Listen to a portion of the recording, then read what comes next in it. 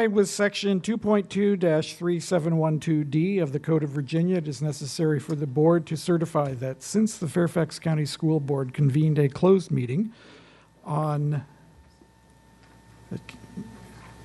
today's June the 1st, 2015, to the best of each member's knowledge, only public business matters lawfully exempted from open meeting requirements and only such public business matters as were identified in the motion convening the closed meeting were heard, discussed, or considered by the board during the closed meeting. Is there a motion? Mr. Moon, is there a second? Ms. Hines, all in favor? And it is unanimous with 8 of us here.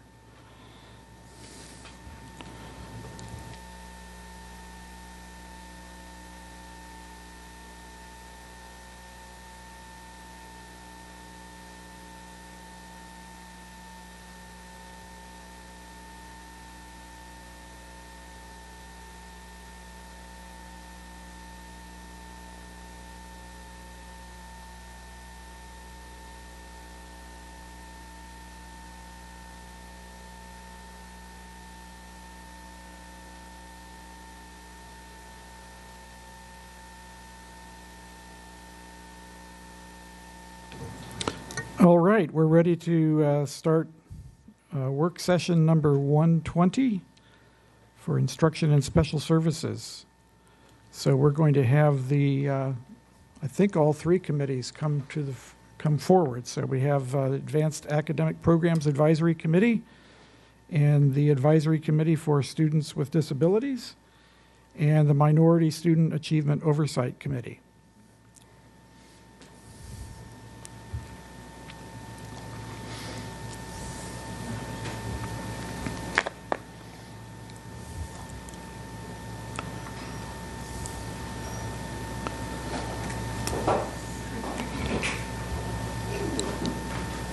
So I think we'll have the presentations in that order. Before we do that, if we could perhaps have everyone introduce themselves and the committee that you're representing. So, Steve, you're looking like you would like. Dr. Lockard, please go ahead. There we go. Good evening, everybody. Not necessarily representing any one committee, but happy to be here. Steve Lockard, Deputy Superintendent. Good evening. My name is Karen Corbett Sanders, and I have the pleasure of chairing the Advanced Academics Advisory, Advanced Academic Programs Advisory Committee. And unfortunately, my co-chair is not available tonight. She had a child care concern, so I'm going solo tonight. Good evening. My name is Lisa Fagan, and I'm one of the co-chairs of the Advisory Committee for Students with Disabilities. Good evening. I'm Sajad Khan, and I am the co-chair, along with Lisa, for the Advisory Committee on Students with Disabilities. Good evening. My name is Robert Shaw. Although there's 2 of us up here, it's not co-chair, but we'll have 2 presentations. I'm the chair for the Minority Students Oversight Committee, and with me this evening is Ms. Shirley Norman Taylor, who will also be presenting for us also. Thank you all for being here. Just making some notes. Okay, let's begin with the presentation from APAC. And brevity is the soul of wit, as Polonius said in Hamlet. So that gives, you're probably aware that our board's very talkative, so that will give us an opportunity to ask lots of questions and learn more from you. So, Ms. Corbett Sanders, please go ahead. And I will try to be brief. I'd like to start by reviewing the charge for this year, which was building on the fidelity of implementation work done in 2013 and 2014. APAC will work with FPAC to address concerns regarding capacity, equity of access, and fidelity of implementation, to make recommendations on how AAP student locations, building capacity and transportation issues should be addressed. We had a very busy year. We started off with the charge, and then the charge somewhat got expanded with the capital improvement plan because the capital improvement plan actually made recommendations associated with AAP programs without necessarily waiting for the work product of this group. And so we had a number of meetings. We got an excellent briefing from the school system on the facilities planning process. We met with the FPAC a couple of times, and then we actually then focused on the CIP in light of the work we had already started on building a decision framework. And so what I would like to bring your attention to is a brief review of the decision framework. If you have not seen our document, which I know is quite lengthy, but it required significant length to address all of the recommendations in the CIP. But I would call your attention to page 7 and 8 of the report. And on page 7 and 8, we actually have the FPAC decision framework, APAC FPAC decision framework. And this is one in which we, from a programmatic point of view, those are the recommendations of APAC. And only when dealing with facilities and transportation issues were those sections contributed to by the FPAC, because we felt that actually the FPAC made it very clear that they do not have a role in programming, and so it made more sense for them to focus on what their charge is and their expertise.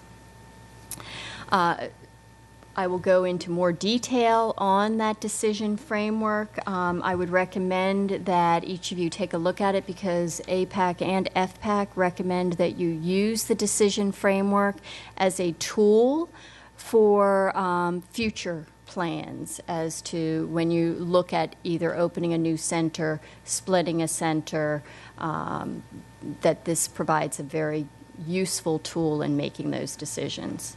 And I think the most important aspect of the APAC work this year has been on how the thinking behind AAP has evolved over time. We believe that the diversity of this county requires a fresh look as far as that it's not a one-size-fits-all solution for AAP programs, that there are times where in the past where people were a little reluctant to support single center or single school centers where there are higher concentrations of students that are identified for AAP services, then it might be more appropriate to keep it as a single school center where there are less students identified. Then we still have the demand or the need for having center programs. It is also important that a center is not a center is a center. You know, you need to look at the fidelity of implementation, and that's the critical piece here. And when we look at fidelity of implementation, what we'd like you to keep in mind is that the school system has a requirement to ensure access to advanced curriculum consistently delivered for all students capable of succeeding at different levels of the AAP, irrespective of their ethnic, socioeconomic, or geographic circumstances. And there are perceived and real levels of inconsistency in AAP programming across the county, and it can only be addressed through a commitment to fidelity of implementation. And examples of inconsistency include the availability of a cohort of students of academic peers, whether or not there are accelerated mathematics options, and at what grade that acceleration takes place. There's differences in after-school programming, enrichment, and there's differences in the delivery of services at individual centers and schools offering the continuum. So that's something that as a school system, we need to be conscious of, and we need to focus on ensuring a consistent delivery of a high-level program. Other aspects this year that we looked at, critical mass, and this is really driven by the need to have not only a cohort of students, but the ability for teachers to have collaborative teams. And so the George Mason study that was done last year is one that we use to draw on our recommendations from. And so it's at least 2 or more classes of level 4 center eligible students, and that is approximately 50 students per grade in elementary school and 100 to 120 students in middle school, which would allow for 2 teachers per grade or per subject area. We also think that in looking at, as part of the decision framework, and this is what I'm taking you through now, logistical concerns when you're opening a new program, the timeline of implementation, whether or not there's adequate staffing, and the master schedule will actually facilitate a quality program within a school. For facility considerations of importance, and I can go into greater detail on any of these, but making sure that the projected number of students in the program can be accommodated within the capacity of the facility without overwhelming it, and considering both the facility's enrollment projections and planned capacity enhancements, as well as making sure that there's adequate instructional space, general purpose space, and program space, and that the capital improvement plan provides the funding for it. Let's see what else. Transportation is a major issue for center programs, and the transportation plan needs to address any additional cost in the context of transportation, for cost of transportation and time on buses, and the extent in which numbers of walkers would be impacted, and how grandfathering and things like that. I can go into more detail on that, on the actual decision framework, but I think most importantly, because of the essence of time, I'd like to talk about our recommendations for the report this year. And first and foremost is we believe that the collaboration between APAC and FPAC was valuable. It was not always easy, but it was an invaluable experience, and we believe that in the future the school board should encourage cross-collaboration amongst various advisory committees. We also believe that there should be a full prioritization of having a full-time AA advanced academic resource teacher in each one of our Title I schools. And that when new centers are created, it's recommended that experienced AAP teachers from other centers be recruited to help launch the new center, and encourage that professional development funds be allocated to educate all classroom teachers on advanced academic programs, pedagogy, ensuring that the fidelity of implementation for the full continuum of services.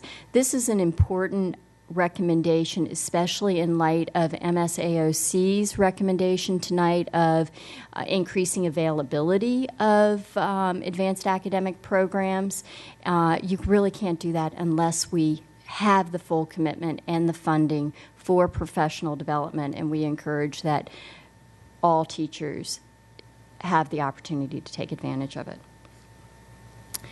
We have takeaways for you tonight, and these include a careful analysis of the number of students identified for Level 4 services. Many of you may have noticed that the number of students identified for Level 4 services has increased over the past several years.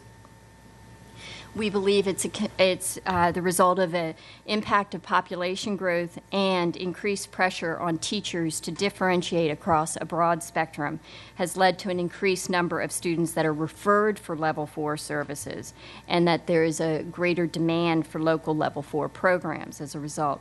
The percentage of referred students found Level 4 center eligible, though, has been remarkably consistent at the same level. It's just a same percentage, but a larger pool. And the increase in numbers is largely attributed to three key items. These are community recognition of the value of the Level 4 advanced academic curriculum and its teaching pedagogy, a demand for more advanced academic services by parents, thus referring their students for additional screening, and a greater awareness of the program by previously underserved populations. The second takeaway is really looking at the critical success factors when opening a new center, and we believe the critical success factors are professional development and teacher qualification, fidelity of implementation to the AAP curriculum, and the availability of after-school enrichment programs, as well as an academic cohort of students and teaching professionals trained in AAP pedagogy. We believe that the decision framework should be used in the future. I've already talked about that. And then I think that many of you may have a question about the evolution of local Level 4 programs. The Advanced Academic Program's expansion of local Level 4 reflects a demand, as I've said, for more rigorous academics than the periodic pull-out programs that most of us have seen as Level 3 services in schools. And so there's an interest by parents to ensure that their students get a more rigorous education. There's also an interest by some parents that they would rather keep their students home in their base school, and so they too are looking for an alternative. So schools have been developing a comprehensive plan for introducing those services, and that comprehensive plan really requires a commitment by the school and the community to support the program. Implementation by ensuring that the school personnel are trained and receive appropriate endorsements for training, that there's an adherence to the AAP pedagogy, and that there's ability grouping for the core subjects, as well as after-school enrichment programs that foster critical thinking, creativity, and intellectual growth. Where there are not enough Level 4 identified students at a local level, the leadership within a school is able to identify additional students that demonstrate an ability to work at a more advanced level. Today, 28% of the students in local Level 4 elementary classes are principal placed. In some classes, 95% of the students are principal placed. So those are where there might be one or two children in a classroom, and they call it a local Level 4. Program success is linked to the commitment of the school, administration, and the availability of trained teachers, and the support of the local community. Individual programs are best assessed by the base school, how many kids actually stay at the base school versus opt for a center program. And that's something that evolves over time. In some cases, there may have been an initial support for the local Level 4, but they have, because of concerns over programming, students migrate back to the center. The trade-offs of local Level 4 versus center programs: it's availability of an academic cohort which shares similar social, emotional, and academic traits, the breadth of the enrichment activities available at the larger centers, which are traditionally subsidized by the parent base, the assurance of peer groups continuing from year to year, and the successful local Level 4s may help alleviate capacity constraints of some of the center programs.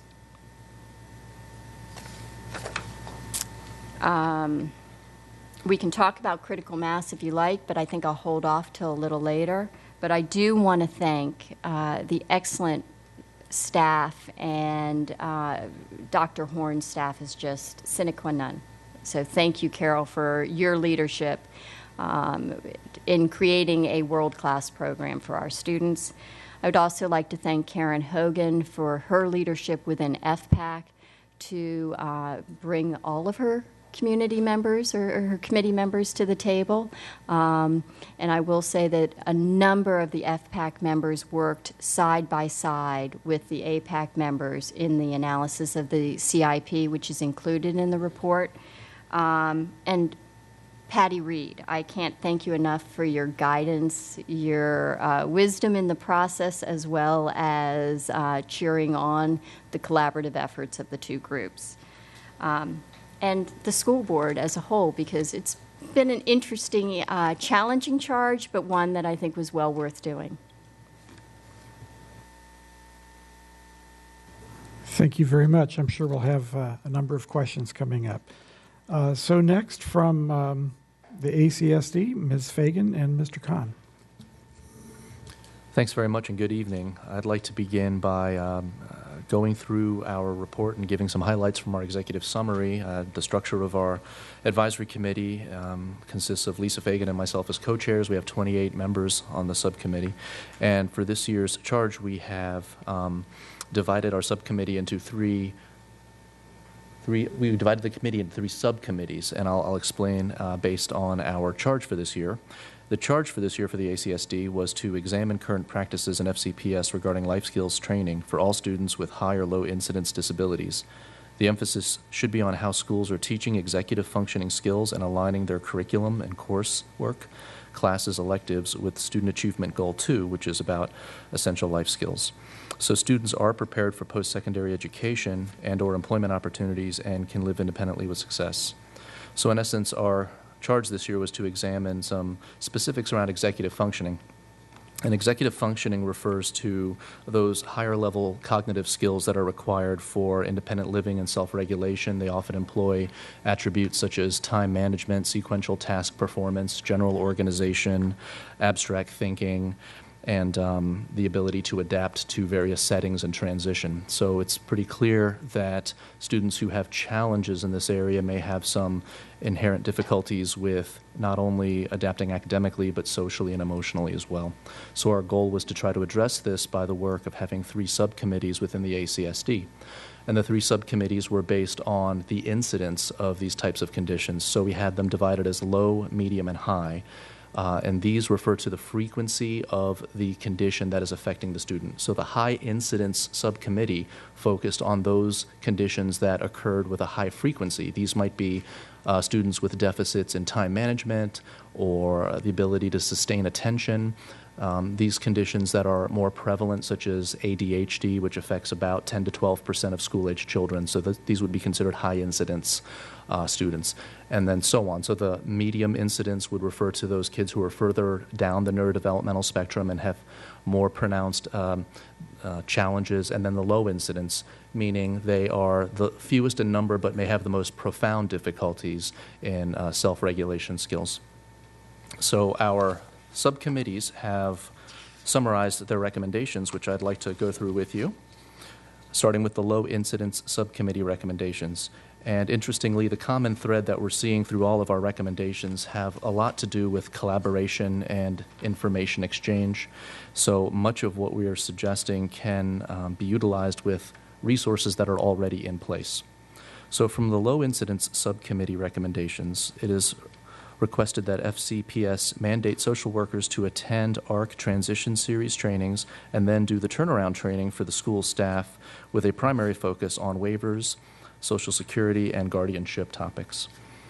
Number two, FCPS enhance its outreach efforts to parents of low-incidence students in an attempt to make sure that the parents are made aware of available resources, including career transition services, as early as possible in the child's education. In addition, include a parent resource fact sheet that describes the suggested timing of services as well as community-based resources. This would be distributed at IEP meetings no later than when the child is in the 6th grade. Number three, the management of the Davis and Pulley Centers establish a working group to share ideas and educational best practices to foster information sharing and collaboration among the staff. This would promote consistency in services between the centers. Number four, based upon the noted effectiveness of the use of mindfulness, which is a cognitive strategy that's used to help bring the individual to a state of awareness and to disengage from emotional responding so that they can be more logical in a moment. This is often useful in stress management. There's a lot of empirical data that speaks to the efficacy of mindfulness-based practices in a range of different conditions, including children with developmental needs. So the use of mindfulness with respect to self-regulation and its subsequent effect on executive functioning, it's requested that FCPS work with and advise its current vendors of mindfulness-based programs to adapt their curriculums to meet the needs of the low-incidence population and to extend its availability to such programs to all low-incidence special education students. The Middle Incident Subcommittee had a single recommendation that the ACSD recommends to the FCPS to implement a robust executive functioning curriculum based upon and using the program adopted currently at the Mountain View School and at least one high school, one middle school, and one elementary school in each pyramid, with the plan to expand the program to other schools using the initial schools as a pilot test model. And there is some reason behind this as well, that if we can pilot test it in one of each of these types of schools and note the efficacy, we can further expand based on key learnings. And I'll hand it over to Lisa to continue with the high incidence recommendations. Okay, our high incidence committee did a very good, robust examination of all the different programs that Fairfax County currently has, which are many. So most of the recommendations deal primarily with how to use these and leverage them and disseminate them better through the school system. So we have a number of them. The first being that FCPX disseminate a matrix of available executive functioning programs and curriculum to educators and parents to ensure access to executive functioning programming for all students who could benefit. Second, parents, skip the beginning of this, recommends that public dissemination by FCPS of descriptions, the committee witnessed how effective it was when they disseminated the various descriptions of all the reading programs to parents and the community, and seeing how they would, how much they benefited from knowing what was out there when they were discussing their child, because they knew their child better. So the committee is recommending that a similar tack be taken with the executive functioning programs, so that parents who know their children the best can have input on what they think would be most effective. The third recommendation is that FCPS offer workshops and educational seminars to train its staff on the effectiveness of executive functioning education and to ensure continuity of service among teachers, programs, grades, and schools.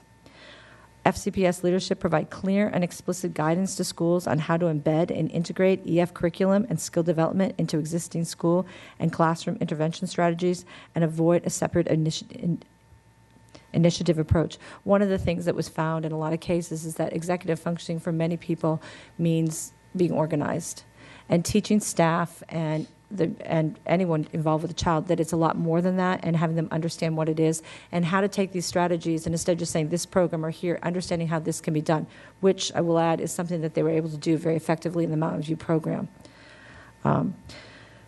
FCPS employ online and assistive technologies to support improvement of the executive functioning skills for all students and build capacity for every IEP team to independently consider AT services at every IEP meeting.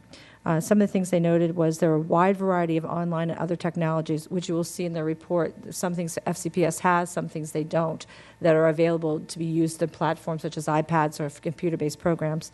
To support executive functioning instruction and for reinforcement for students, staff, and families alike. It is critical that the assistive technologies that support so many students with disabilities in accessing academic curricula be exploited for their benefit in developing EF skills. And one of the things that many of the students were finding is that they do use assistive technology for communication, for any myriad of things, and using those platforms that they currently have and they're comfortable with to teach them the executive functioning skills that they need. One specific recommendation is that FCPS create a high-incidence, accessible technology collaborative team that applies the principles of universal design for learning to support school teams to meet the needs of all students, with a mission to provide training, resources, and consultation to build capacity of classroom environments to incorporate technology options for all students. Finally, FCPS explored the creation of target executive functioning program for high-functioning learners who have autism spectrum disorders and for students who have attention deficit hyperactivity disorders. This is a particular group of students that have a very difficult time, both academically and socially, with executive functioning skills. In the case of students with autism in particular, it's not only their ability to learn in a typical classroom, it's also their ability to socialize and self-regulate, and that lack of the appropriate executive functioning skills can oftentimes lead to behaviors that keep them out of the classroom and don't allow them to have the appropriate relationships with the peers and teachers that they need. In this vein, FCPS should examine proven programs that tightly focus on the unique needs of students with average and above average abilities, but for whom executive functioning and related social skills deficits serve as a monumental barrier to post-secondary success. And in a lot of our cases, our kids are twice exceptional. And many of the kids on the autism spectrum who have significant issues with executive functioning are twice exceptional students who do not have the opportunity to reach their potential because they lack that fundamental executive functioning, and have the opportunity to provide a lot back to the community if they can only learn to self-regulate better, do better with their social skills and organizational skills. So those are essentially the recommendations of our committee. One thing I'd like to add is one of the themes that we did look at, and we were really trying very hard, is to look at what Fairfax County currently has and what they've been using and how to leverage those resources more effectively. And most of these recommendations are applicable not just to students with disabilities, but are across the board. And one of the things that did come out was, I believe next year there'll be a Strategies for Success program in, I think, all the high schools that is open to both special education and general education students. Many of these programs can be implemented in that class for students with and without disabilities. So one of the nice things that we found is that all these programs are appropriate and can be made accessible for all students, so that all the kids, even the ones that may not be identified with a disability, who struggle with some of these things, can really benefit from what's currently there. Thank you. Thank you very much, and we'll have some more questions later. And next is MSAOC, Mr. Shaw and Ms. Taylor. Thank you very much, and we look forward to the opportunity to present our report to the board. Before I do that, I'd like to just acknowledge the folks who have given off their time and energy and effort all year. And could you please stand and take the acknowledgement of the board, please?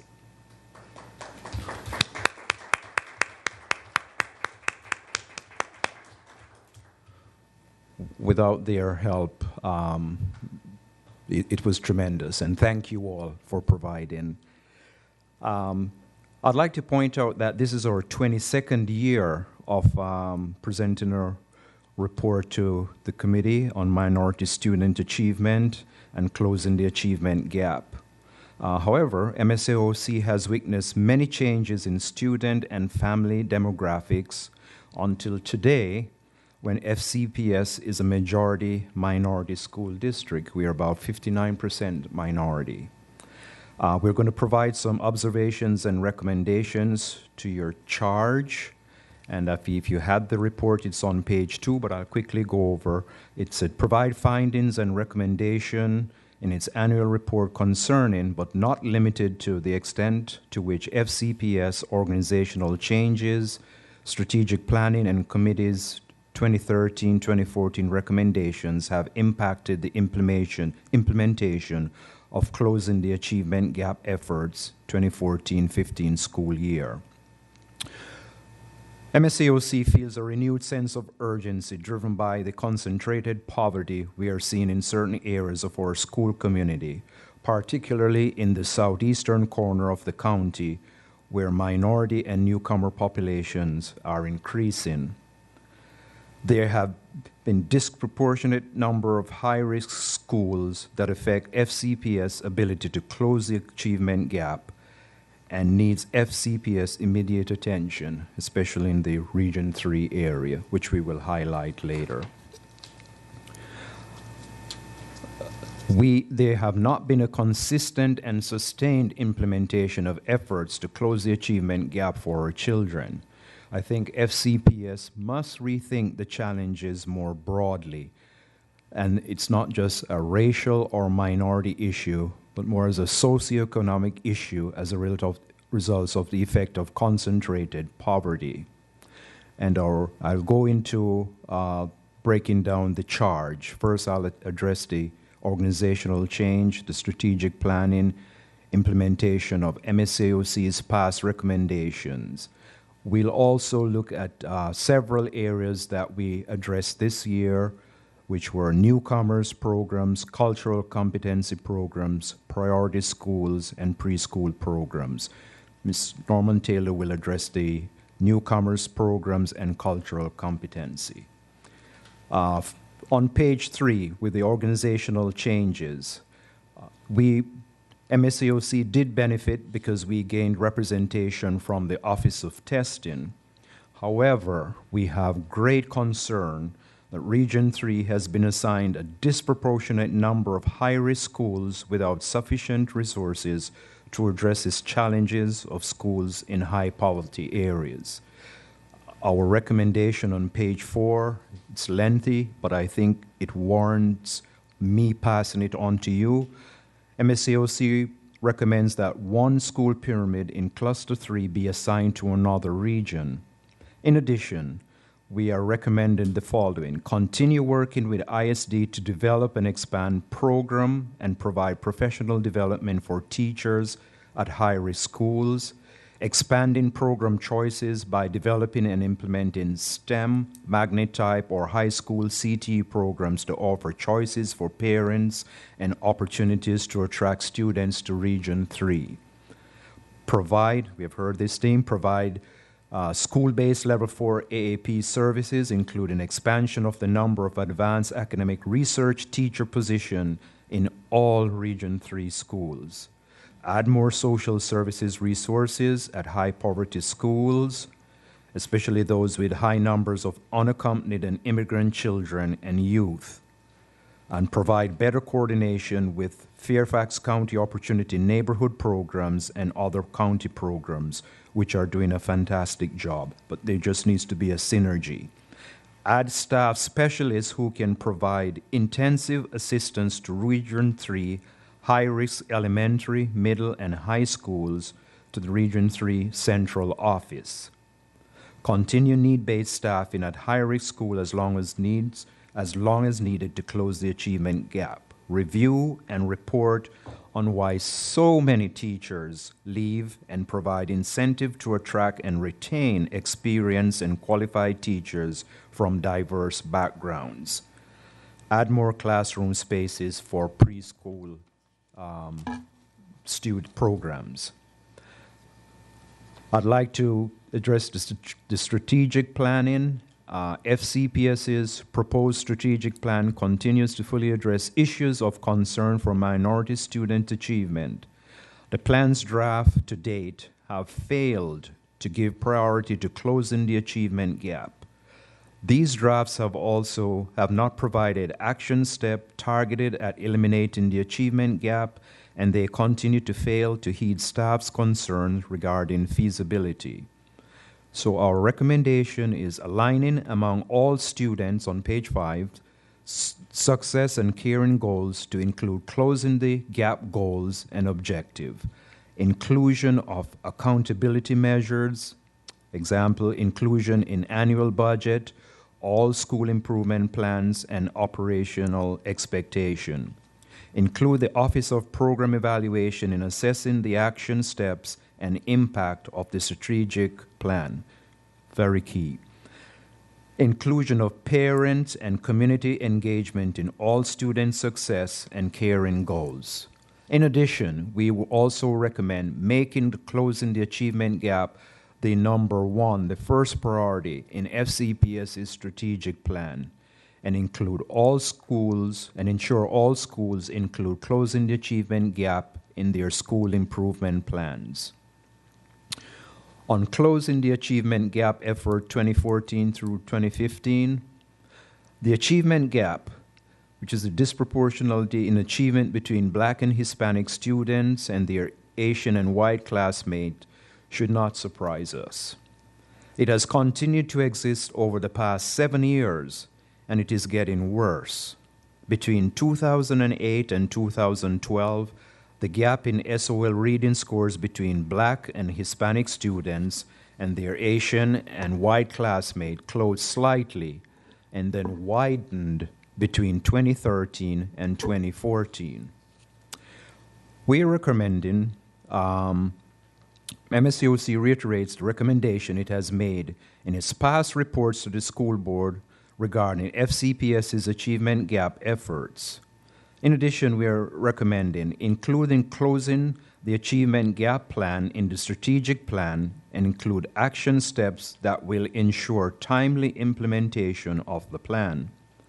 Instruct staff to provide MSAOC with a report on the number of schools that have completed and submitted their school improvement plans with a description of the 6 drivers each is addressing before the end of FY 2015. Mandate: the CAG Advisory Committee meets monthly and reports on how schools are implementing their school improvement plans and the extent to which they are closing the achievement gap. Accountability: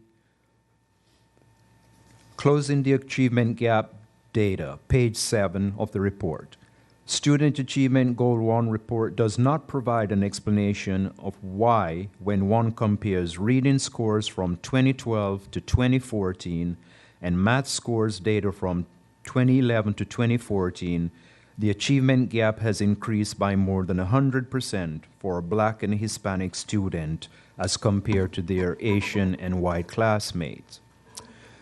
Staff has said that more rigorous standards and changes in testing procedures have resulted in more students failing to meet state benchmark, but otherwise have not offered any explanation for this widening gap. We are not convinced that the change in state benchmark is the sole reason for the gap widening we are now seeing, and we look forward to staff's follow-up report on why the gap has widened. As such, our recommendation to the school board is that both MSAOC and the school board deserve a comprehensive explanation of why the achievement gap has widened. The school board should ask staff to provide a report in that regards as soon as possible, but no later than October 1st, 2015. There's an excellent source of information that monitors how well we are and how well we are not closing the achievement gap. The existing Office of Student Testing dashboard displays information on the percentage of students passing SOL tests and should be expanded. This resource should also include information showing SOL performance by current pass rates and median score by subgroups and tracking student growth by school. The school board should request that staff provide an update and a response to MSAOC's previous unanswered question regarding the student growth model issue. I'm going to turn it over to... Again, as Mr. Shaw has said, we have added some additional issues and recommendations that we wanted to address, one being the newcomers school. Fairfax County in January of 2014 had approximately 1,400 unaccompanied children and youth that were here in the county. We know that that number has increased because, again, that number was from January 2014. So as a school system, we've certainly known about these children and youth at least since September, but to date, there does not seem to be a unified plan to serve all of these children. There has been a task force developing a pilot project that's scheduled to open actually in September of 2015 at Lee and Stewart High Schools, but that number that they would be serving is only approximately 150 students. So we're talking about 1,400 students that we could account for in January 2014. We know that number has increased, and yet when we're talking about a newcomer school, we're talking about right now addressing only about 150 of those students. We believe that there seems to be a lack of urgency, and when I say we, MSAOC, seems to be a lack of urgency to meet the challenges, and that the newcomer pilot program that's scheduled to begin is not designed as it is right now to meet the needs of all students, which federal law, by the way, says that we should be doing. Because right now, again, we're only addressing 150 students that would be at Lee and Stewart high schools. But we also have students at the elementary and middle school levels, and we're not addressing that at all. There are some logistical problems the pilot must face, the pilot school monitoring and compliance, as I said earlier, with law, with the federal law, putting in place program evaluation procedures, developing wraparound services, and addressing facilities and transportation challenges. Our recommendation is that the school board direct that staff answer questions that were previously posed by MSAOC. If you would look at page 8 of the committee, you will see some very specific questions that were asked, and to date we just simply don't have answers to those questions that we think are going to be critical in the success of any newcomer program that is developed or that is going to be put forth. We also would suggest that a fan-out message be issued that at a minimum looks at what the Department of Education and the Department of Justice guidance and guidelines have been that came out in a Dear Colleague letter back in January of 2015. Lastly, as it relates to that, guidance and resources on how to implement a beginning language curriculum for new students to this country who are older, as well as many who do not have academic skills from their home country, be provided to ESOL staff members at all levels. Cultural competency is another one of the issues that we wanted to address, which of course is again beyond the charge. MSAOC understands that there may be budget and logistical constraints as it relates to offering professional development to all staff.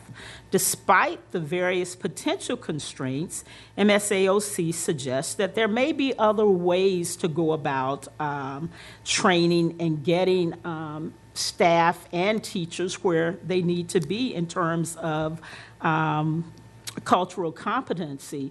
Again, as Mr. Shaw has said a little bit earlier, we really are a majority-minority school district, and we really have to take these issues to heart to make sure that we have staff and personnel in place who are sensitive to the needs of the students that we have in this county. The recommendations is that the school, what we're recommending is that the staff be asked to offer mandatory professional development in cultural competency to all teachers and staff, but particularly to all teachers starting next year. The professional development could include a wide range of experiences implemented before and after the school year, consisting of webinars, orientations, multicultural panels. These are things that, while they may cost a little money, they won't cost a lot of money. And we believe that these small things will go a long way in having a culturally competent Fairfax County Public Schools. Thank you. I'll wrap up with two other issues that we looked at outside of the charge, and it's the Priority School Initiative, which started in 2011, but has shown little evidence of meeting its stated outcomes of closing the achievement gap. Since inception, the initiative has received over $12.6 million in funding, but there has not been a recent report on what the program has accomplished or any evidence being provided about its effectiveness. Instead, in 2015, FCPS introduced a replacement to PSI, Project Momentum. This new program is not ready for implementation, and the board has asked staff for a report briefing sometime in September 2015. We are in agreement with you, and which shows in our recommendation is that the board should take no action on Project Momentum until staff provides a full report of Priority School Initiative program since implemented in 2010 concerning accomplishments and effectiveness. Once the report is provided and their reasonable expectation that Project Momentum can succeed, the project should be incorporated into the comprehensive plan for closing the achievement gap. And finally, on preschool program. In past annual reports of this committee, MSAOC has recommended supporting and funding for preschool programs. Last year, the school board earmarked over $130,000 additional funding for the parent literacy program, which included HIPPY, and separately provided for 5 additional classrooms for FESEP Head Start. MSAOC is concerned that this additional funding has not been included in the FY16 advertised budget.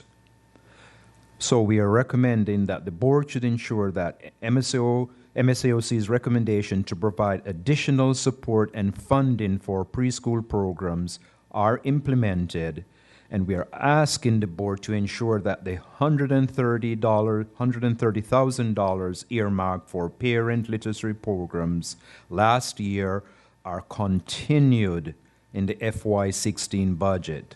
The board should raise a budget question to determine whether or not this funding is contained for FY 2016. Going to be off script here. I had a super bunch of ladies from this area, and they had a standing ovation from our membership. They are motivated, they are ready, and they need the help. Looking ahead for next year, MSAOC is concerned about the following. The impact of online technology is affecting families that do not have access to equipment or the internet, and this was championed by our student reps. Hiring and retention of highly qualified and diverse teaching staff, the disproportionate impact of current admission policies on highly qualified underrepresented students, ensuring that future boundary changes don't further exacerbate racial, ethnic, and socioeconomic isolation, and finally, ensuring that there is not disparity in treatment in student discipline. This concludes our presentation, and we thank you for the opportunity you afforded us. Thank you very much, all of you. So, with that, I'll look around the room here for board members who would like to make some observations, ask questions. Looks like I have Ms. Hines to be followed by Mr. Moon. Ms. Hines. Go ahead.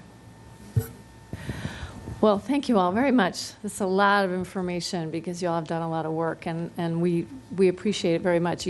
Each group, well, I mean, all of our advisory groups do important work, but we're reminded of that every time we listen to your reports. So thank you. I have some questions for each group.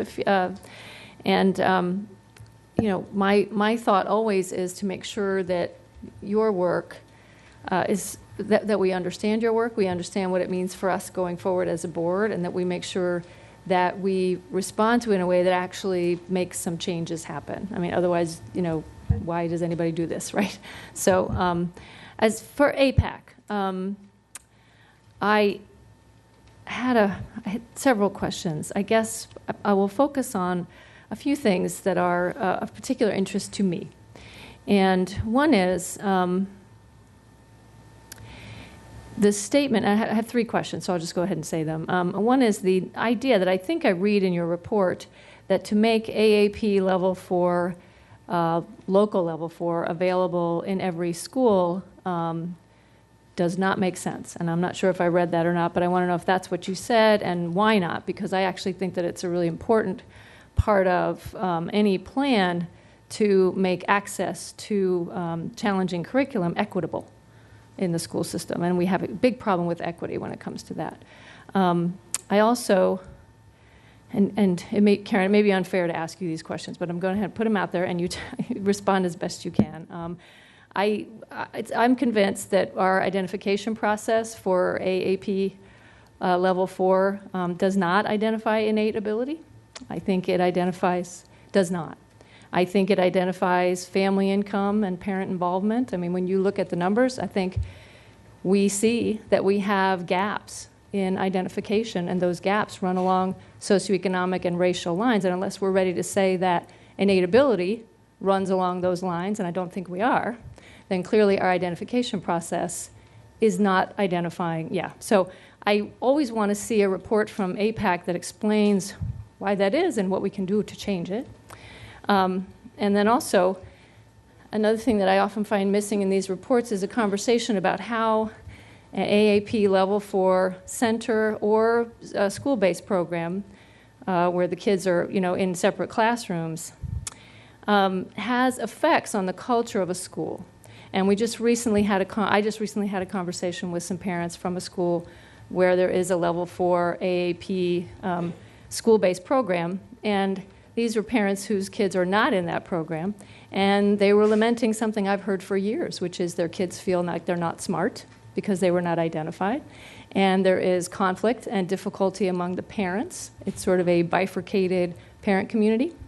So there are consequences of the program, effects of the program that I don't ever feel like we talk about, and I think we should. So I don't know if you want to go ahead and try to address those. Well, thanks for the questions. Thanks for the questions. I would say that they are beyond the remit of the charge this year.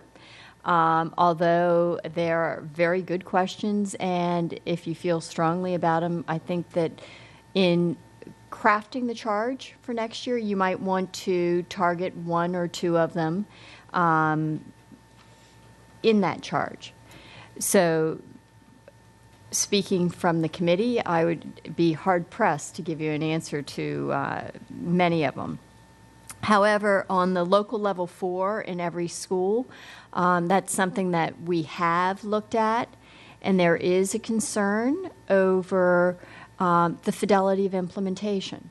And we do believe that every child should have access to a rigorous academic content and to the style of teaching that the AAP pedagogy provides. We recommend in our report that the school system allocate funds for professional development because, and unfortunately, over the past several years with increased pressures on our budgets, I don't believe the school system has spent enough money on professional development. And so it's one of these things of, yes, if we didn't have the pressure on the budgets, I would say that our first priority should be on that. The question about identification of level 4 and whether it identifies innate ability versus whether somebody is able to, how do I put it politely? And I'm not going to put it politely, I'm sure. So I'll just say game the system. That is something that I think people have expressed concerns in the past.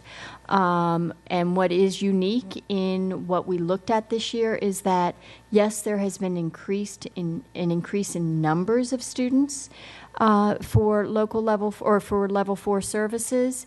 The percentage of the students who are actually identified is about the same. It's remarkably consistent. It's just the pool has gotten larger.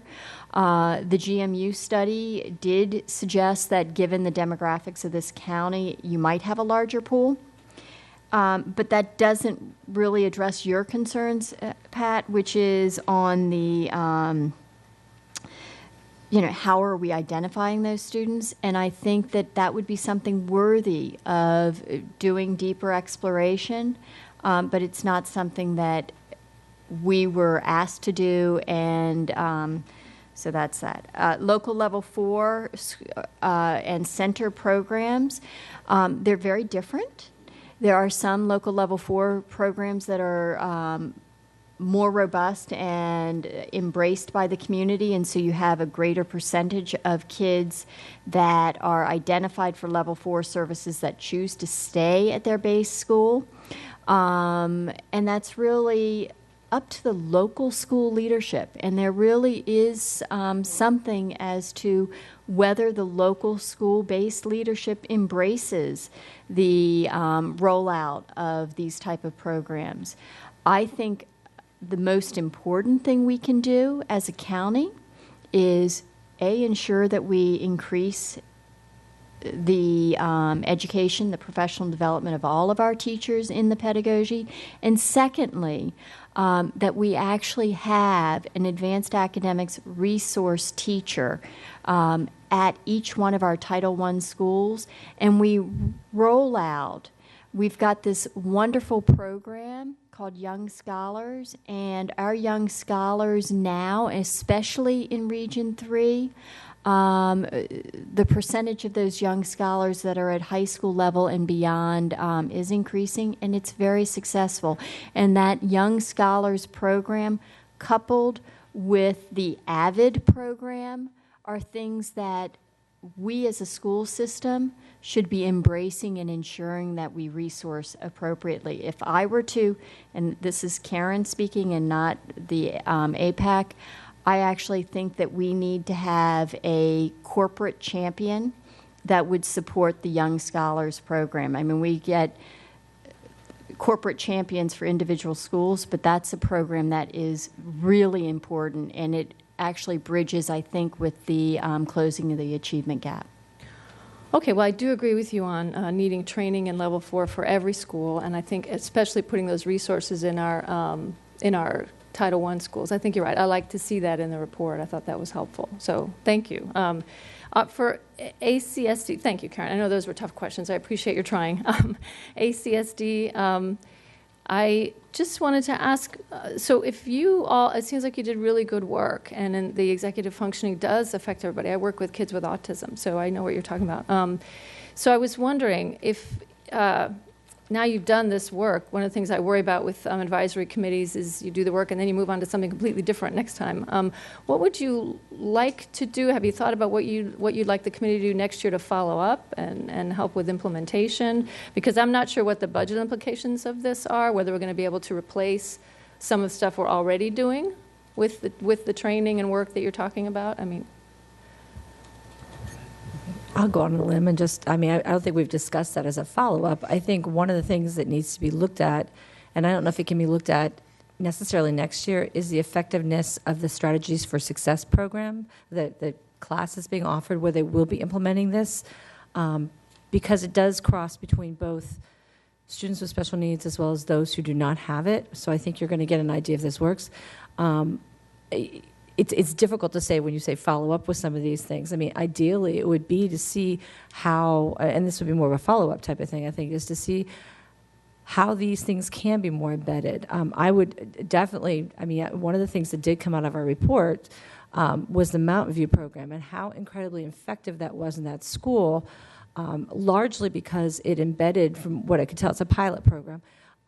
It seemed to start with a lesson at the beginning of the week, and then that was kind of embedded through the entire week in different, very low-tech forms. Note cards on the walls, check-ins, nothing that was real super high-tech, and then revisited on Fridays.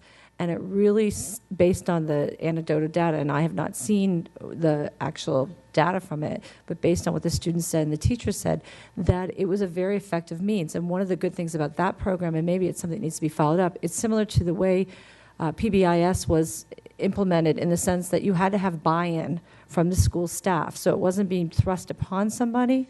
It was being, the school team had to buy into it. So I don't know if that answers your question, because it's difficult to say, but those are two areas that I would like to see what the follow-up would be, and see those things perhaps expanded, and then determine how do you best leverage these programs. Because Fairfax County actually has a large number of curriculum and resources that are available.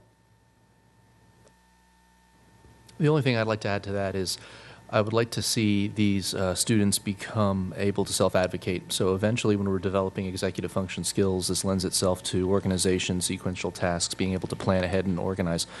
I work with kids with neurodevelopmental disabilities as well, and what I've noticed about some of these kids, even the really bright ones, is that they may be able to, do calculus problems, but they can't maintain eye contact and hold conversations. They can't utilize appropriate mechanisms for social interactions, or sustain their attention in a productive manner. So there are some significant gaps in their functioning, and I'd like to see some of these ideas utilized to help bridge some of those gaps, not only in terms of academic functioning, but also helping these people just become more communicative and eventually able to self-advocate and able to communicate effectively, whatever their needs might be. Okay, thank you. I think forward too, because we're going to make a new charge for you, and I think it would always be good if we could follow up somehow on the good work that you've done. So thank you. That helps me. MSAOC, thank you very much. This is a very thorough report. You did talk. You talked about a lot of things, and so that's good. I have a lot of questions. I'm going to try to be quick though and pick just a few. When you talk about the strategic plan, I was listening closely because we're all still working on the strategic plan, and I take to heart your concerns about whether or not there's enough in there about the achievement gap. I also feel like we need some sort of a separate mission statement for the school system about that, and it needs to be pretty high profile.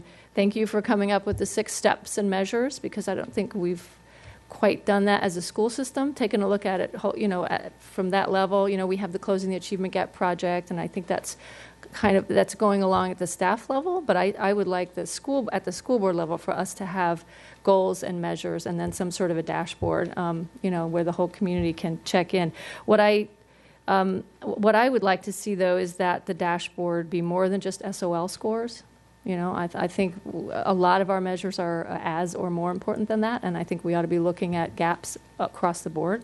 And then also, I will just say, I can talk to you more about this offline, the growth models. I don't know. I have yet to see a growth model that I think is that I think is fair and that works. So, and that's just maybe the state of the art in that accountability area.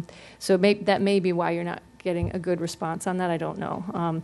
But cultural competency training, I agree. I know this is about funding, and so this is sort of the bottom line of all of this is some of it is doing things differently that don't necessarily cost us any money, but some of it is about money, right?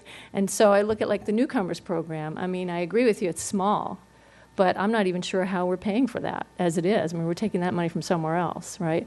Pre-K, I'd love to put $2 million in pre-K, but we're stealing that money from other places every time we do it. So that's not to say we shouldn't do it. This is our high priority, but when we have our conversation about FY 2017 and we're putting everything on the table, I want to make sure that what you guys have recommended is also on the table right there with other, other priorities in the community. So I didn't really ask any questions, but thank you for your work. If you had any response, I'm happy to.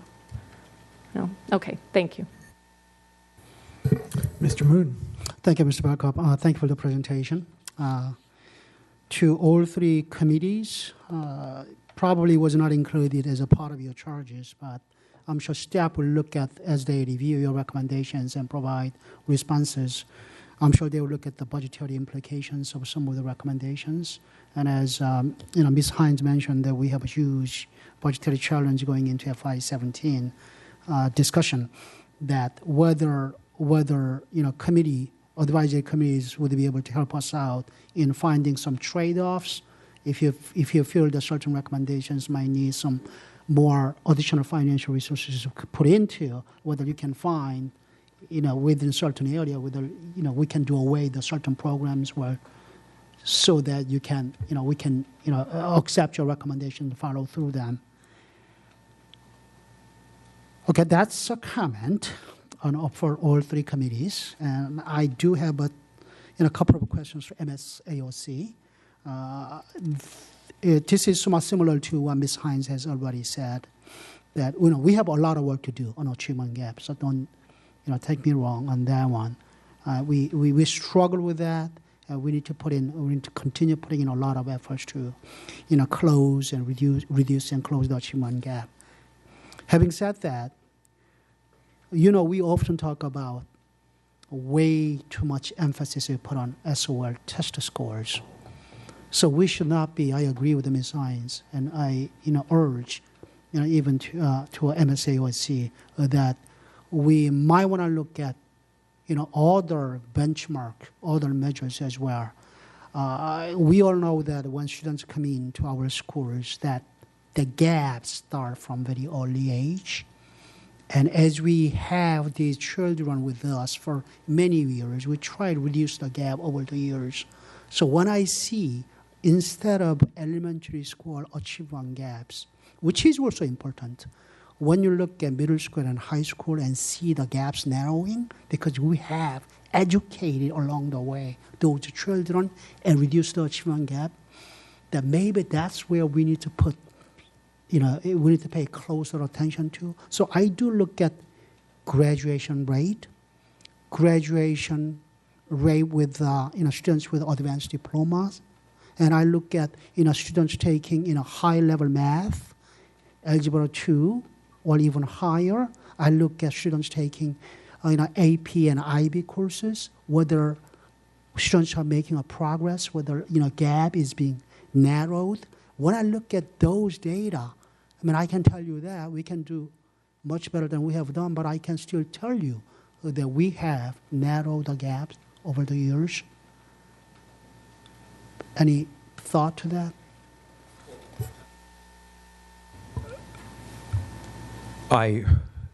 There's a lot of I can't answer because of my expertise, but what I'm going to recommend that we all do is we have got a tremendous staff, and I think some of what you have brought up, Mr. Moon, and more, because when you were talking, I said, wow, that sounds like a smorgasbord.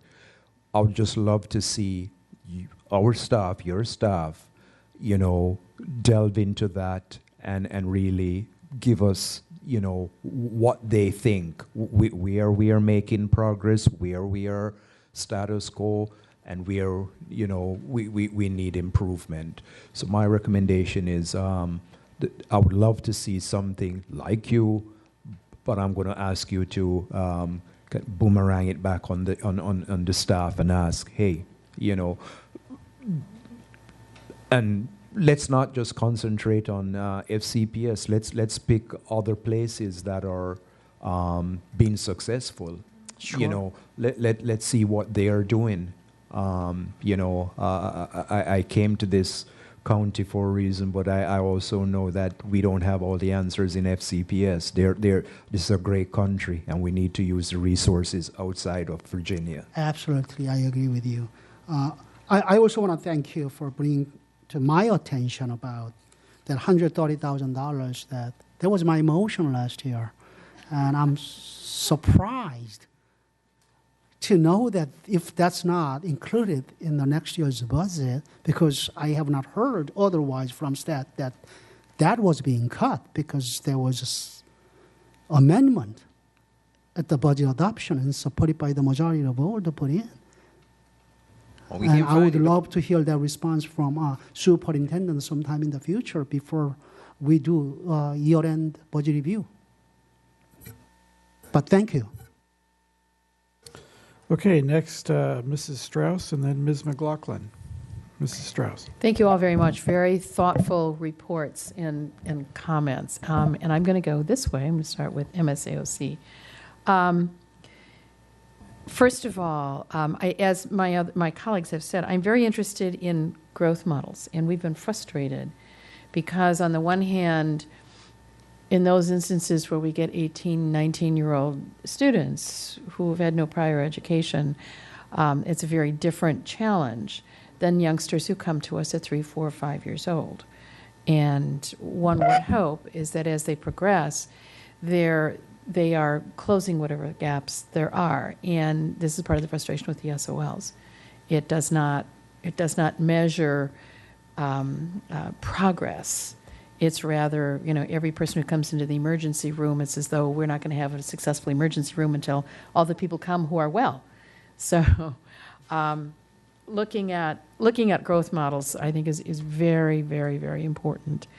Your mention of the Project Momentum, because of state requirements, changes in standards, and changes in all kinds of other stuff that's going on at VDOE, we have to move forward with our schools that are the most challenged. We cannot stop. So, and we actually did have a work session on that in April, but we'll be I'm hoping that you all will take a look at that and help us to see how we're doing with those schools.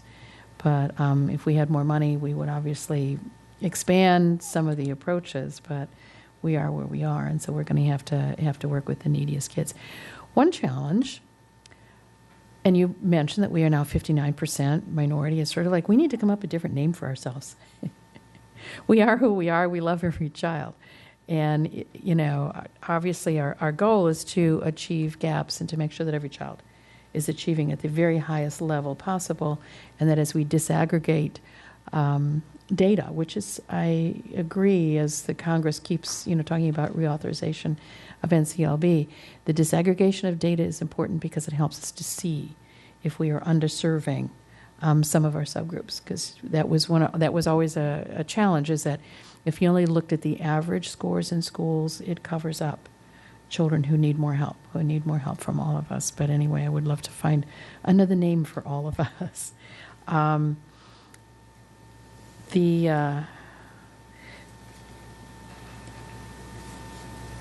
The issue with some of our youngsters coming who are requiring much more intensive ESOL services and just acclimation stuff,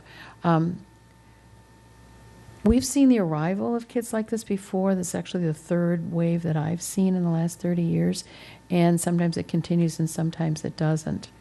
But it will be very interesting. And again, I encourage you to watch us and see what you think, because I represent Herndon and we have some children there. And in some of our schools where we are accustomed to having many youngsters arrive at 5 or 6 years old with a lot of needs, that it's easier, obviously, to deal with and to work because the kids are coming so young. It is those older teenagers. Anyway, thank you all very much. I appreciate your oversight. And I think Judy, who was my appointee, was one of the first appointees when the committee started 22 years ago. Yes? Judy? I think so. Okay, for ACSD, your interest in the executive functioning piece is very interesting, and I was pleased that you were as struck as we were with the Mountain View program. McLean High School was in there too, but and I think it's just a very important piece. So again, I don't have any questions other than I am pleased that you see the importance in that, and particularly when we look at our kids who have sort of the behavioral tag, the behavioral challenge, and where sometimes that is the barrier that is very difficult for them to overcome to be successful when they leave us. So thank you very much. And okay, on AAP, I appreciate the decision model, because I think we've been looking at that as an important piece. And also the recognition that one size does not fit all. And in Drainsville, one size does not fit all. And I have some schools that very much care about cohort moving up through a pyramid. We can talk about Franklin Sherman at a later time. It is my one school that actually has ground space and can add on within the zoning regulation. And as we grow, we have to do something somewhere. So,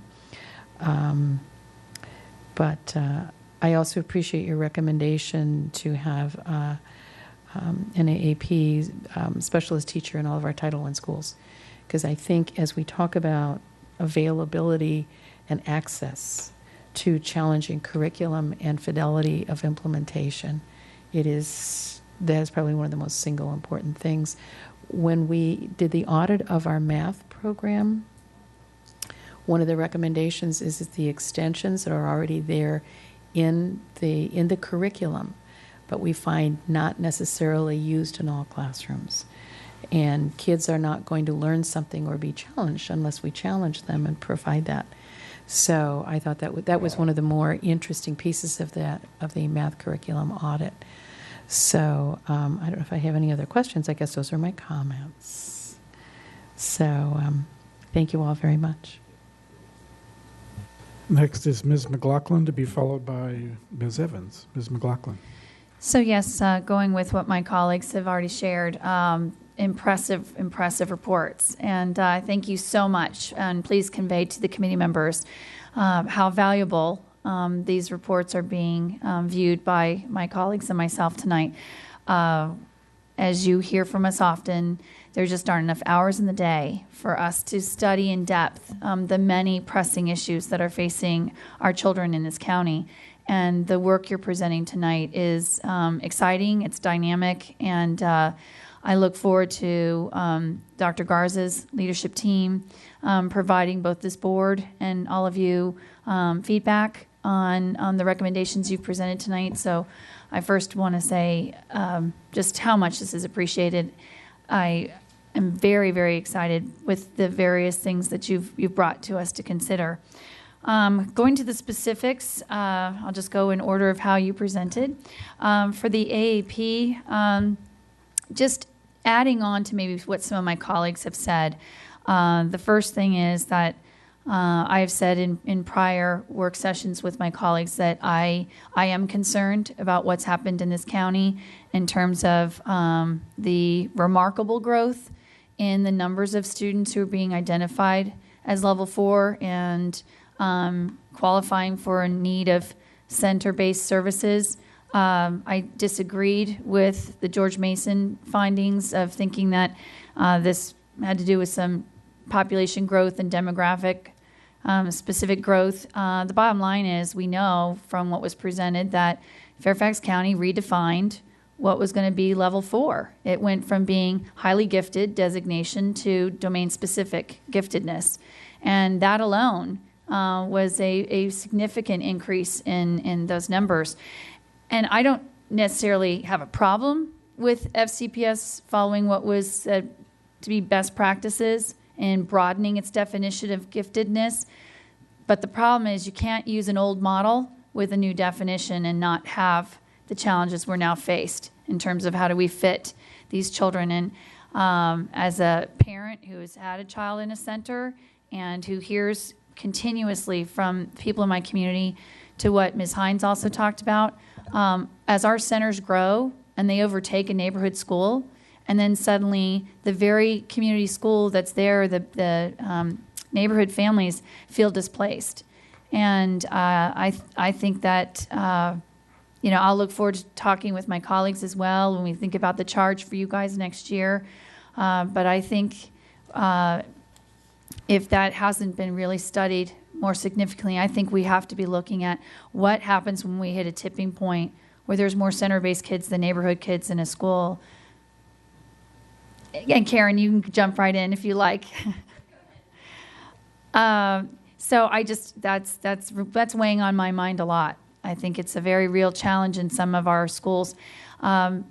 But I do want to echo that I agree with your most significant recommendation, which is a one-size-fits-all model in a diverse county like ours is not a solution either. So I'm comfortable with us as a board and working with Dr. Garza to be, looking at the complexity of how we do this. I also want to talk about this data dashboard. Ms. Hines also talked about that.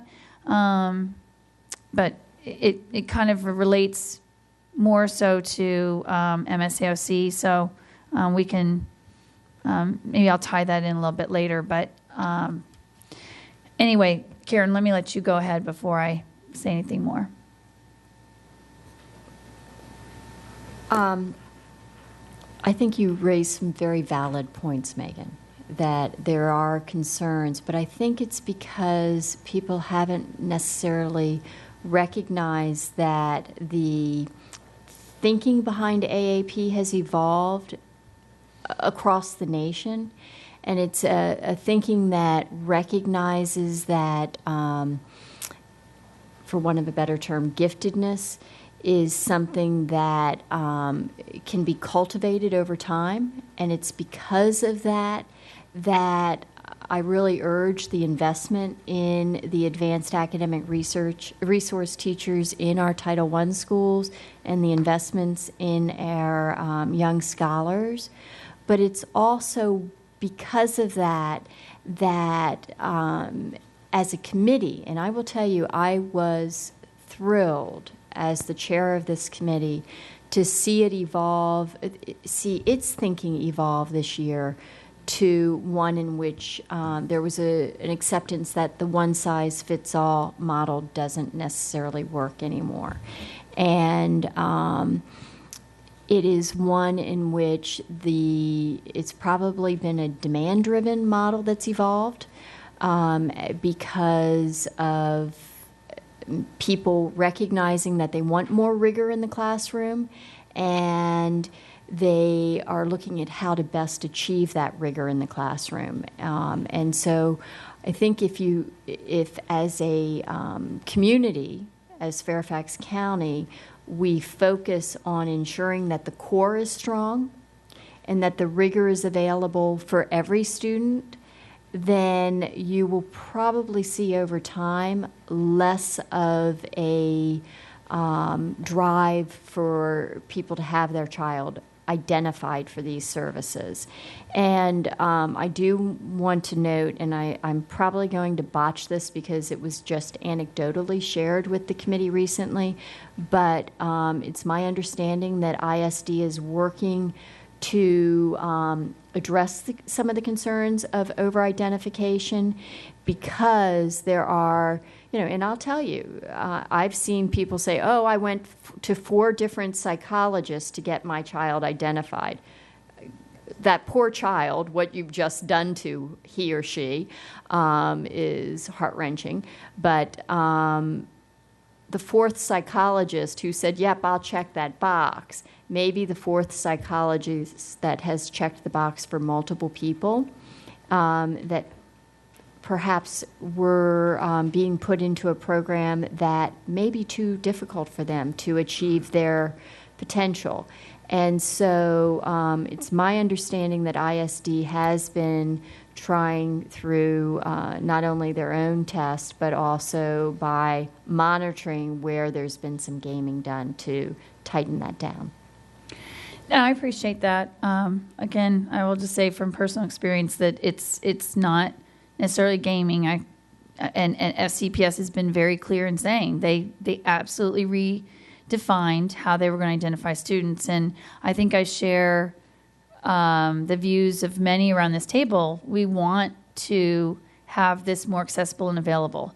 And in my mind, once we moved off of a model that this was supposed to be just for the 2 standard deviations above the norm in terms of highly gifted, then I think we have to be looking at broadening this and making it available, or at minimum looking at a better delivery of this and access to students where you've got domain-specific giftedness.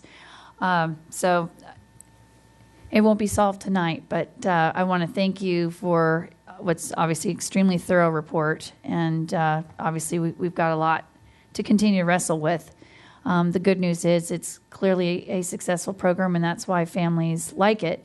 But I do have a worry about how it's impacting our neighborhood schools in general. So thank you again for your work. Moving over to ACSD, what an exciting topic for you guys with executive functioning, right up my alley of passion with social emotional learning. And having just listened to Dr. Brackett from Yale on the Center of Emotional Intelligence, this is exactly what he's talking about. And as a social worker, I have worried at times when we see students in our discipline practices, discipline cases that there are some of their disabilities that I do believe have impacted their behavior, and it's impacted why they're now brought before the school system. And so it's exciting to think that we can be teaching them these types of skills that will hopefully help them, as noted by others, to be successful not just in school, but when they become college and career ready.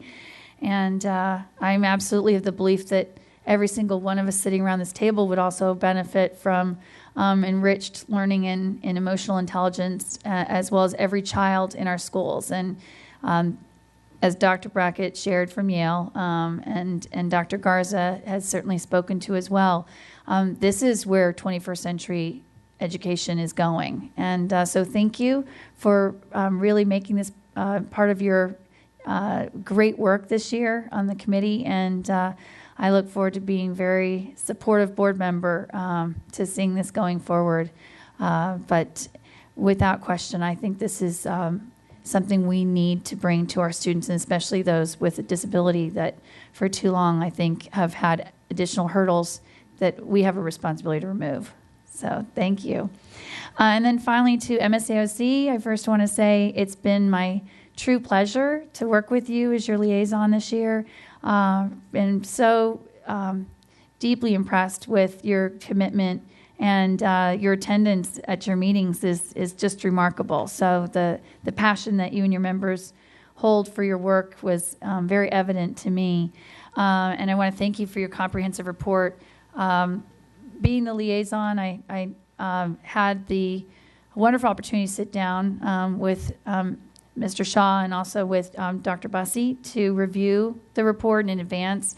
And so for my colleagues, I just want to highlight some of the things that they have put in their report that not only do I really like the design where you put your recommendations in those boxes. I think that's just a great way to spotlight it for us as board members and for Dr. Garza and her team.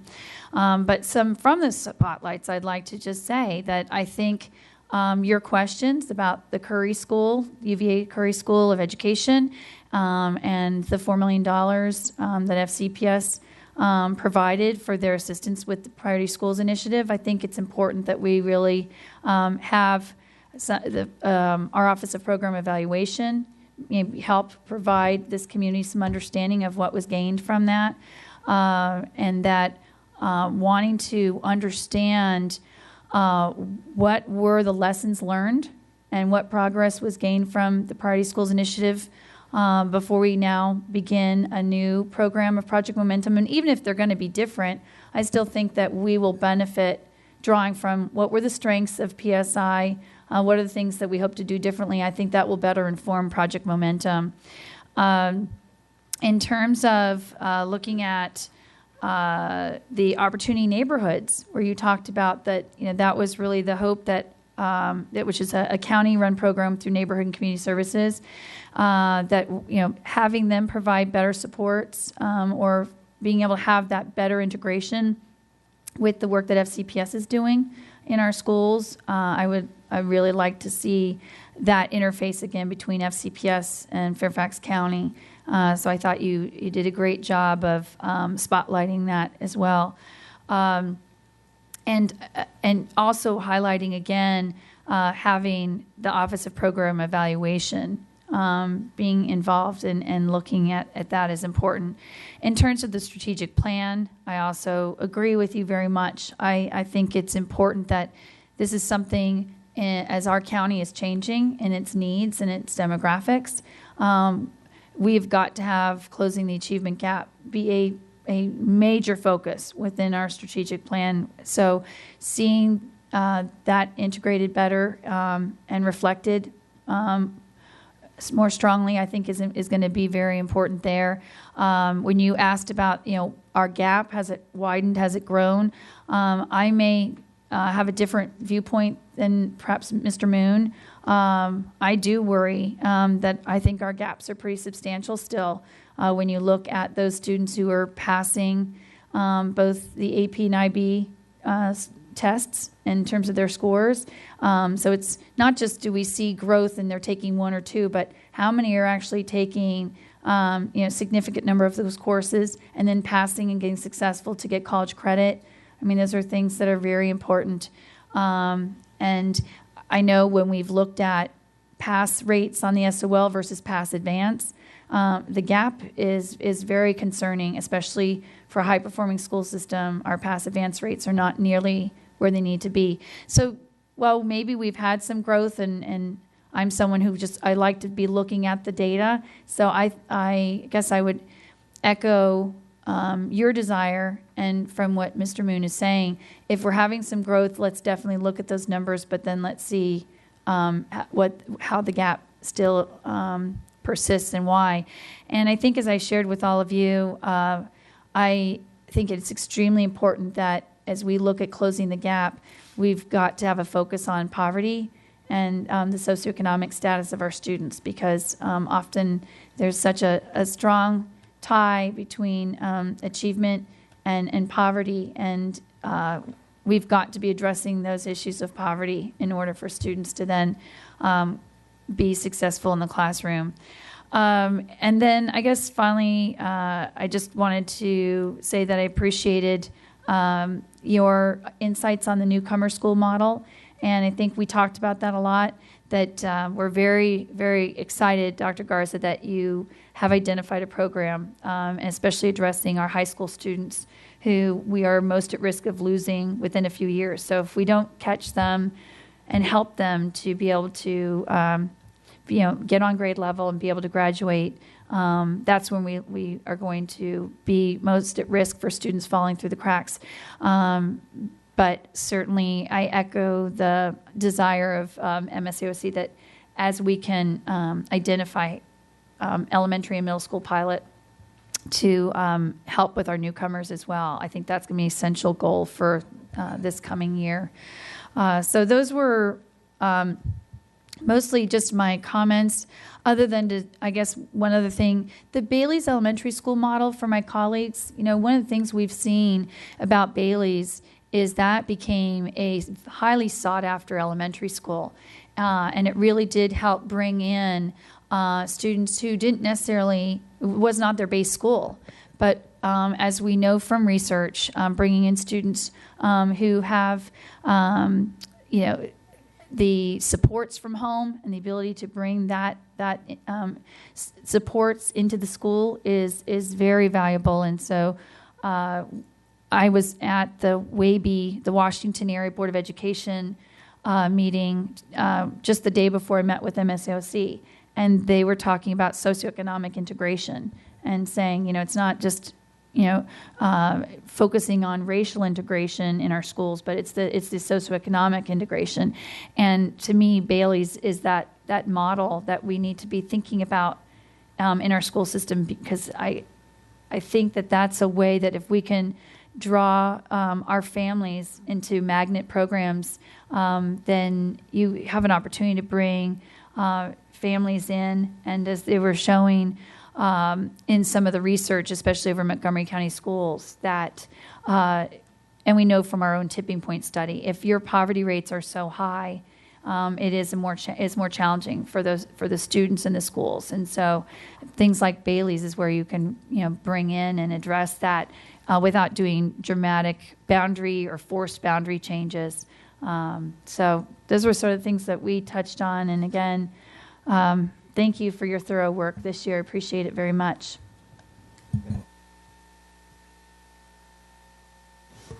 So I'll just say very briefly to the presenters, you've triggered quite a bit of expansive thinking on the part of board members. In some cases, we've strayed into areas that really weren't part of your charges, and I've noticed that you've been quite deft and graceful in fielding some of those things. I'll say to everybody else who's still here, let's try to keep within our lines here, but it's been a great discussion. So with that, I'll go on to Ms. Evans to be followed by Mrs. Reed. Ms. Evans. Well, thank you very much. I also want to say what a wonderful job all three committees have done with their charge and with their report.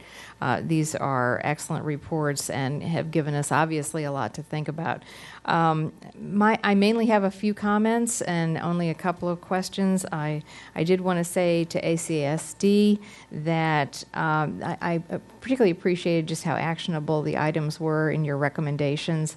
And for example, the Mountain View, the program, I would love to learn more about exactly what they do over there, and with the idea that you found a model that we can then extend and that you're recommending that we extend. I think that's certainly a valuable recommendation. The mindfulness, of course, that can be of great value to a number of students across the different range. So, and I particularly appreciate you putting in the public comments that you received.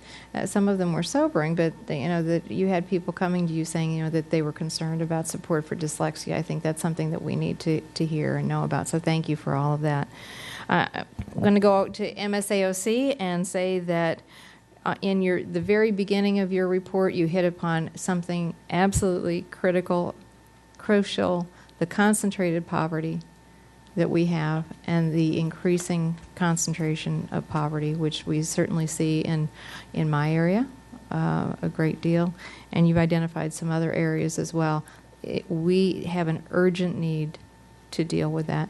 You go to the report from APAC, and they mention the educated parents deciding I'm going to choose this school. And so, of course, when parents do that and they go to a boundary because they say this is the school my child is going to go to, we see an accelerated disparity.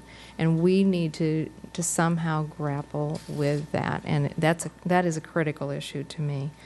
On the newcomer school, I support the newcomer school. I hear your concerns. I hear your concerns there. I was one of 2 board members that went to look at some of these models in Texas, and I can say that it was very impressive. And some of what we're doing now was based on the successful work there and in other parts of this country. Going back to a comment made earlier, we don't have to just stay here in Virginia, and do what we've done, as you say. So I'm excited about this program, and of course it's not going to serve every student, but I think it's a start. And if we can get the program right in a couple of places and then use it to expand, I think that's where we're heading. We're certainly not ignoring the other students who are new to our area, new to this country, but if we can start here and do it very intensively with the literacy program, the double blocking of literacy, I think that if we can show that as a success, then we can take it countywide. So I'm hopeful that that's what we will see there. You talked about PSI going to Project Momentum, and I know this wasn't your charge, but since you mentioned Project Momentum, do you have a view of PSI as to, did you take a look at that to see whether you felt it was effective, it was ineffective? If you're not prepared to answer that, that's fine. But since you had mentioned Project Momentum and PSI, I thought you might have a That is one of the questions we are asking, because we have not seen a report on either the effectiveness. So we are asking, for... You want to see that first? Yes. You want us to take a look at that issue. Okay, I understand then. And that's certainly a valid point. So with the APAC... I think I'm going to agree with you about the need to do something different. It cannot be just the one school or just the center approach or the one school. The fidelity of implementation is absolutely critical, and it's going to be different in different places. And when we need to look at different models, I appreciate the tip of the hat to the Annandale Regional Study. They had come up with some different ideas, which unfortunately we didn't adopt the different ideas, but we should entertain them. We absolutely should entertain different approaches on how to, whether it's different groupings at a school, as opposed to always looking at boundary studies. I guess the one thing I would somewhat take issue with you on was the urban school design. I think that whereas some members of the community found it hard to accept, I think for the parents and the teachers and the students have absolutely embraced the urban model at Bailey's Upper. Although I understand where you're coming from, some members of the community were not quick to adopt that approach. But we're working on a couple more, including potentially, hopefully, at Wilston, and we can continue that model in Mason District, and throughout the county. So again, I just want to thank you all for your work and for giving us so much information to think through and to implement your ideas. Thanks, Ms. Evans. Next is Mrs. Reed. Thank you, Mr. Valkoff. First, I want to thank APAC and Karen and Dr. Horn. It was a wonderful experience this year, especially because we had you working with another committee, and that was unique, and you all rose to the challenge, and you did a lot of heavy lifting. The report is excellent, done by people with consulting background, I can tell. It's very, very good and very thorough, and particularly the analysis on the CIP and some of the thoughts that you've put down relative to those specific situations that were presented there. It's a very, very helpful document. It's almost like we have our own staff helping us. So thank you for that. I want to take a little different approach because I don't want to just repeat what my colleagues have said. And so I want to take a step back a little bit and think about, from what I've heard tonight and what I've read, how are we serving our students? How can we improve? And what is most important to do? I heard MSAOC and ACSD talk about technology. You talked about assistive technology for students with disabilities. And MSAOC, you talked about online learning, and of course that brings up the whole issue of the digital divide. So when I think of buckets or raising things up to a high level for the board at the policy and budget level, technology certainly is something that we need to take a closer look at to make sure that we're providing the tools that all of our kids need to be successful. The equity in access, equity and opportunity is a huge issue, I think, that I heard across the board. Issues associated, as we've heard, fidelity of implementation, critical mass.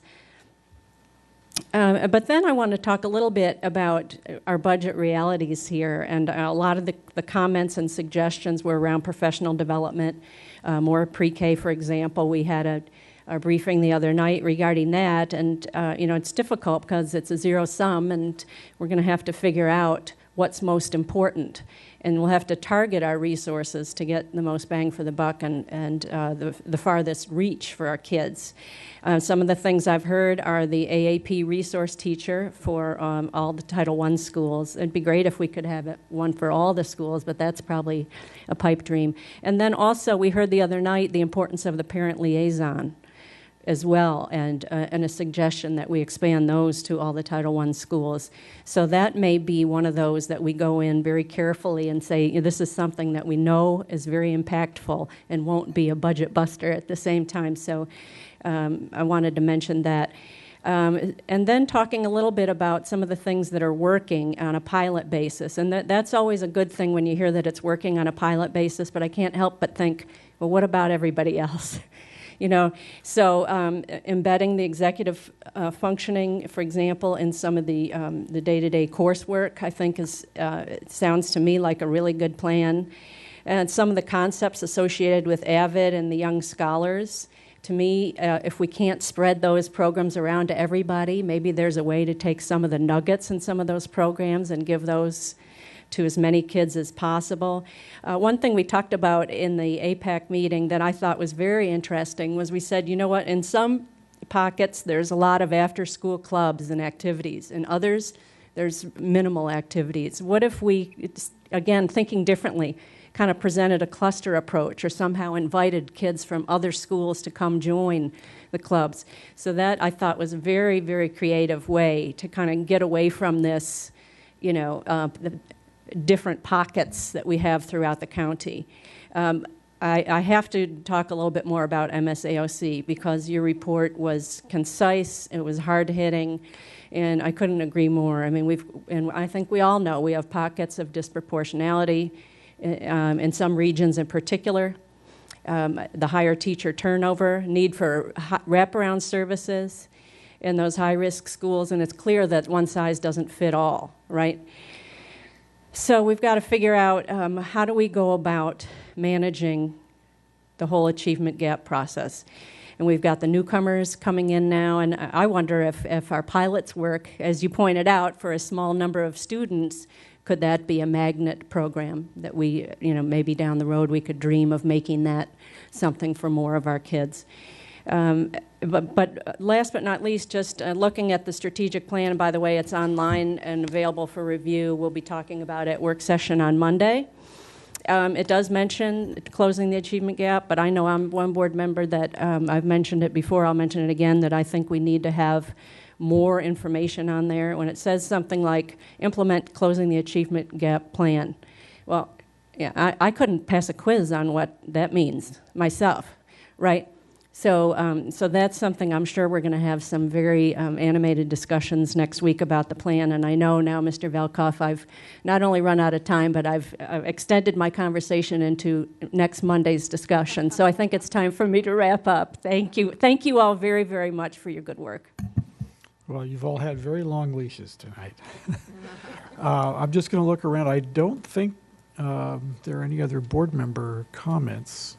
So that being the case, Dr. Garza, would you like to make any final comments? Sure, I'm laughing because actually the board, we've been back and forth. There's been a multitude of different variations of our strategic plan. One of the earlier versions had the achievement gap plan, the plan that you all crafted in there, and then in each, anyway, we've had it in a multitude of different ways, and so at one point we'll land the plane and we'll get it right. First of all, I want to reiterate what some board members have said tonight about how much we appreciate the work of each of these committees. I know you represent an entire committee of committed stakeholders and community leaders who've been along for this journey the full year. So please, as was pointed out earlier, extend our appreciation and gratitude to everyone, because I know that a lot of committee meetings and a lot of important work has been put into all of this. With regard to specifically to the AAP, I do great work. The decision-making framework I thought was very helpful and will be constructive as we move forward. The specific recommendations around the AAP centers I thought were very helpful. And I also like the evolving nature of what we're learning about, and that it's not just AAP centers or local level that there's a continuum of that can meet the needs of lots of different stakeholder groups and students.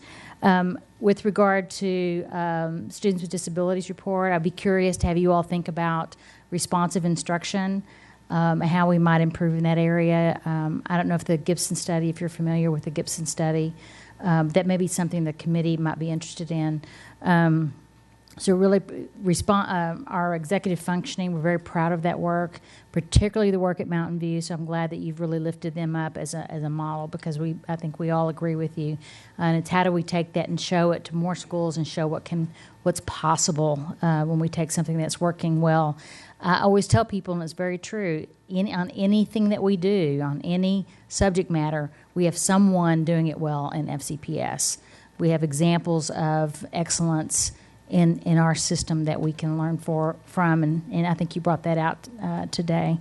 The achievement gap and MSOC, your work, I'll tell you that this is a challenge that's one of the most important and daunting challenges facing all of our nation's public schools, and we're no exception to that.